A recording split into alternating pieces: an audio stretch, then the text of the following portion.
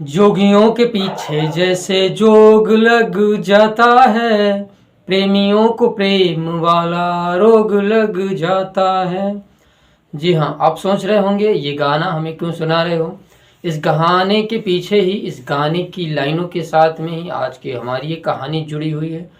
जो कि ये कहानी है एक ऐसे जोगी की, जिस जोगी ने 11 साल की उम्र में अपने बाप के द्वारा डांट खाई, फटकार खाई। इस वजह से उसने घर छोड़ दिया। घर छोड़ने के साथ में दर दर भटकता रहा। 22 साल तक इधर उधर भटकने के बाद में एक भिक्षा ग्रहण करी और एक सन्यासी वाला जीवन ग्रहण कर लिया। सन्यासी जीवन की जो है एक सबसे बड़ी की किस लिए होती है कि आपको अपने घर जाकर अपने माँ बाप से भिक्षा लेनी होती है, तभी आपका जो है संपन्न होता है ये भिक्षा ग्रहण करना। तो जाता है माँ बाप के बाद में, माँ बाप जैसे ही इसको भिक्षा देने जाते हैं वैसे उसको पहचान लेते हैं। और वो जो लड़का होता है वो भी अपने बाप को देखकर सारंगी बजाते हुए करुण रस में विलाप करता है और भिक्षा लेकर फिर से वहाँ पर चला जाता है। गांव के लोग भी उसको मनाने की कोशिश करते हैं लेकिन वो लड़का नहीं मानता है। नमस्कार, मेरा नाम अमित कुमार, स्वागत करता हूँ अपराधपुर के यूट्यूब चैनल पर। आशा करता हूँ आप सभी लोग अच्छे होंगे और अपनों का ख्याल रख रहे होंगे। इसी चैनल लाइनों के साथ में आज की कहानी मैं शुरू करता हूँ। ये कहानी है उत्तर प्रदेश के अमेठी ज़िले की, लेकिन इससे पहले हमें चलना होगा दिल्ली के लिए, जो कि पूरे भारत की राजधानी है। दिल्ली में ये बात है 2002 के आसपास की, जब एक अमेठी से परिवार दिल्ली जाता है। दिल्ली अपनी जीविका चलाने के लिए, जीवन यापन करने के लिए, दिहाड़ी मजदूरी करने के लिए और अपने परिवार का पालन पोषण करने के लिए। उस आदमी का काम जो होता है वो मजदूरी का काम होता है और मजदूरी करते करते, उसका नाम रतिपाल होता है, रतिपाल सिंह, जो कि एक मजदूर होता है और अपनी फैमिली के साथ में दिल्ली में शिफ्ट हुआ होता है। और वो मजदूरी करता है, उसकी पत्नी घर में काम करती है, बच्चा एक होता है जिसकी उम्र लगभग 11 साल की होती है, उसका नाम पिंकू होता है। और बच्चा पढ़ाई लिखाई करता है, साथ में स्कूल से आने के साथ में अपने बच्चों के साथ में, जैसे आमतौर पर सभी बच्चे खेलते हैं वैसे वो भी खेल खेला करता है। इसी बीच में उसकी आदत, उसकी संगत एक जो लोग होते हैं, गधे टाइप के लोग होते हैं, जुआरी टाइप के लोग होते हैं, या फिर कंचा गोली खेलने वाले लोग होते हैं, उन बच्चों से हो जाती है। फिर धीरे धीरे वो नशे की लत में डूबता चला जाता है। लेकिन इन सब चीज़ों को देखते हुए पिता बड़ा परेशान रहता है और परेशान रहने के साथ में बच्चे को समझाता भी है, लेकिन बच्चा इस चीज़ को इग्नोर कर देता है। हर बार उस चीज़ को मानने को भी तैयार नहीं होता है। माँ उसका सपोर्ट कर लेती है। माँ के सपोर्ट की वजह से बच्चा जो पिंकू होता है वो हर बार बचता रहता है, लेकिन रतिपाल सिंह जो उसका पिता होता है उसको डांटने डपटने की हर बार कोशिश करता है, लेकिन उसमें भी नाकामयाब हो जाता है, क्योंकि रिश्तों से जुड़े हुए ये डोर होती है और इसमें कोई जोर दबाव देना भी ज़्यादा उचित नहीं समझता। इस वजह से उस मामले को वैसे ही ठंडे बस्ते में डाल देता है। अचानक एक दिन ड्यूटी से वापस आता है, मजदूरी करके वापस आता है। जैसे घर में आता है तो पता चलता है कि बच्चा भी उसका घर वापस नहीं आया।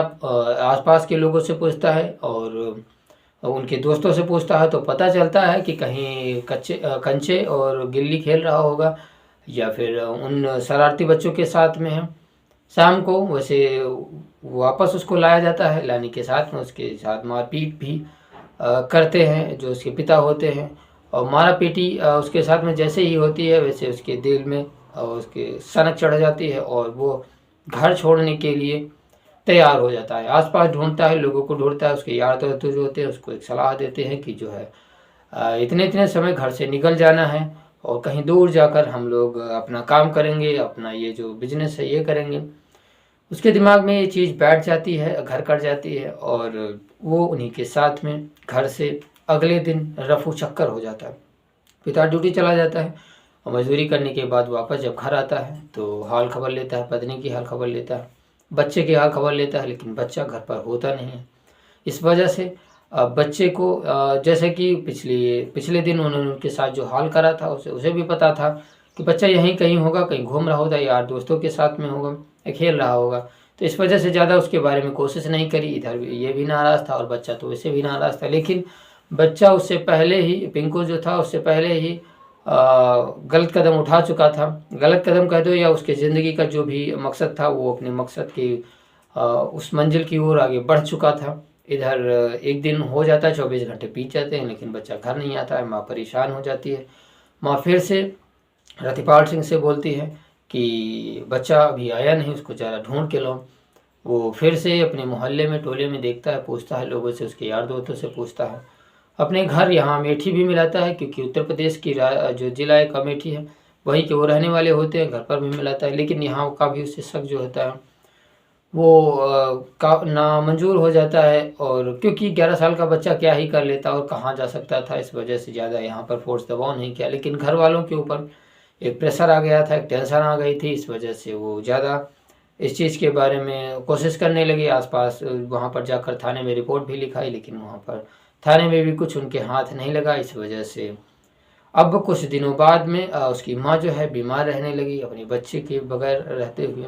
और बच्चा घर से निकल चुका था, उसका कोई शिनाख्त नहीं लग रही थी, उसकी कोई जान पहचान नहीं हो रही थी। कहाँ गया, कैसे गया, क्या हो गया, कहीं पर उसका आता पता नहीं था। इस वजह से उसे लापता ही समझ लो अब जो है। और माँ बीमार रहने लगी। बीमार होते होते वो कम से कम 6 महीने बाद में उसको अचानक एक तरफ पेट, सीने में दर्द हुआ और हार्ट अटैक आने की वजह से उसकी डेथ हो गई। इस डेथ से रतिपाल सिंह जी तो जो था वो भी आहत हो गया।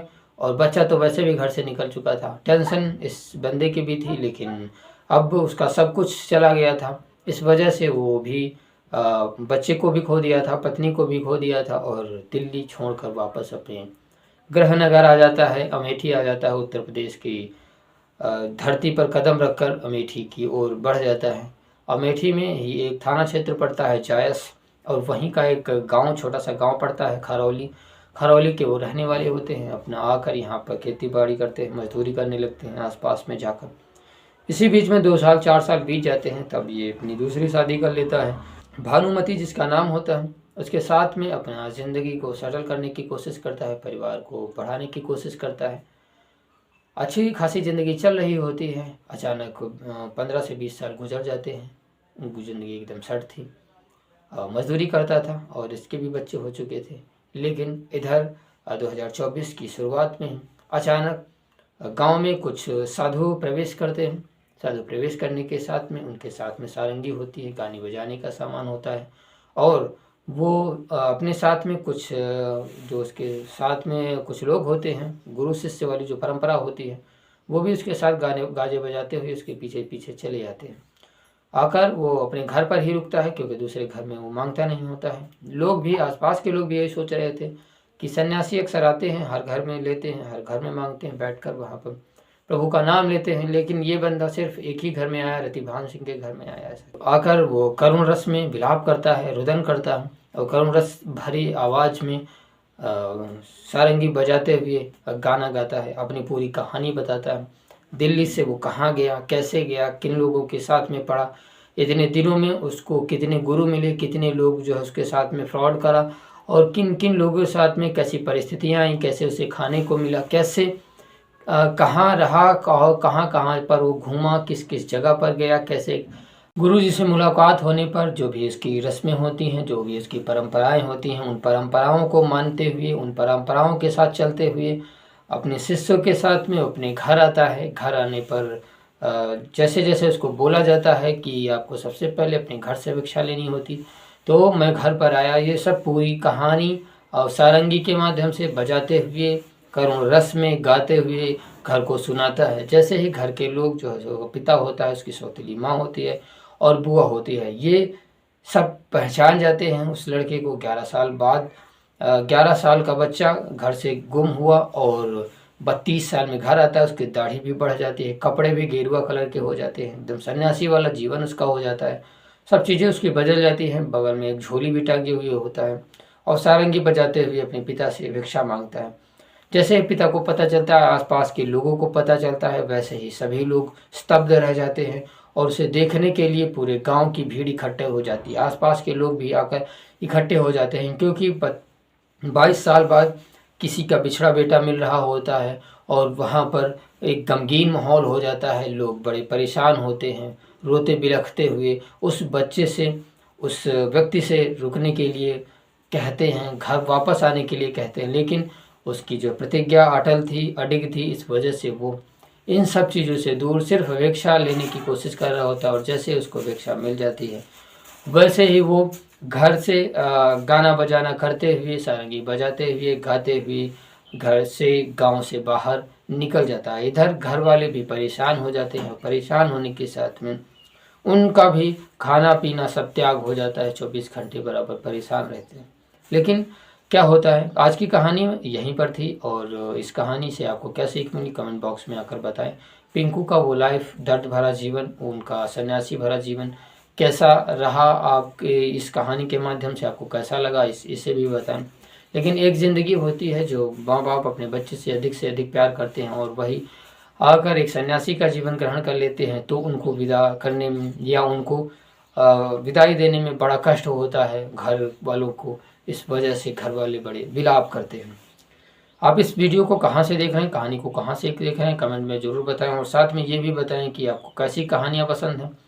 आपके पास भी अगर कोई कहानी है, हमारे कमेंट बॉक्स में आकर हमें बताएं। साथ में आप इस वीडियो को कहाँ से देख रहे हैं ये भी कमेंट में बताएं। मैं आपकी कमेंट को पढ़ूंगा, और आपके कमेंट को पढ़ने के साथ में अगली वीडियो में मैं आपका नाम लेकर ये आपको सपोर्ट करूंगा। इसी कहानी के साथ में मैं आपसे विदा लेता हूं। आशा करता हूं आप सभी लोग अच्छे होंगे और अपनों का ख्याल रख रहे होंगे, बड़ों का सम्मान करें, छोटों को प्यार दें, महिला अपना व्यक्तित्व ऐसे विकसित करें कि महिलाएं